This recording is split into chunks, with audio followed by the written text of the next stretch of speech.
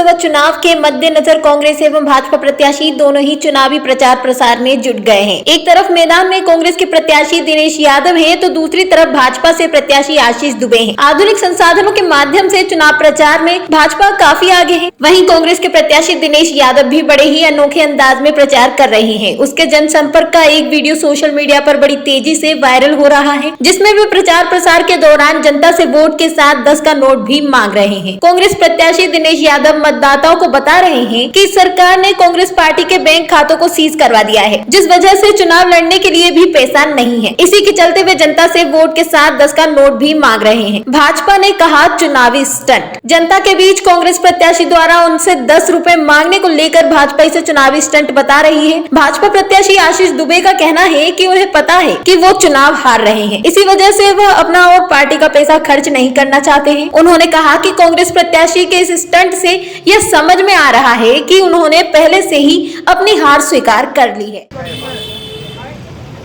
की भाषा जो है सरकार ने सीज कर दी है, ऐसा है नहीं। हम लोगों से आशीर्वाद भी मांगने निकले हैं, नोट वोट भी मांगने, 10 को नोट मांगने भी निकले। हाँ, आशीर्वाद में 10 को नोट भी दो, पैसा है नहीं चुनाव लड़ने हमारे पास। आज ही पेपर में छपा है। इतने नहीं चाहिए, इतने नहीं चाहिए। अरे इनके चंदा है तो क्या वोटर ज्यादा है। आज आपने समाचार पत्र पढ़ा होगा। आज समाचार पत्र में साफ है कि हमारे कांग्रेस के जो खाते थे उनको सीज कर दिया है और केंद्र की मोदी सरकार ने 1700 करोड़ रुपए का हम पर जो है पेनाल्टी लगाई है। उसके बहाने से उन्होंने हमारे खाते सीज कर दिए। पूरे देश में चुनाव चल रहे हैं और आप समझ सकते हैं कि एक तरफ भारतीय जनता पार्टी के खाते में 7000 करोड़ रुपया है। सत्ता के साथ साथ हमारे पास जो भी 1200 करोड़ था वो भी हमारा रोक दिया गया और ऐसे सभी दलों के साथ स्थितियां हैं।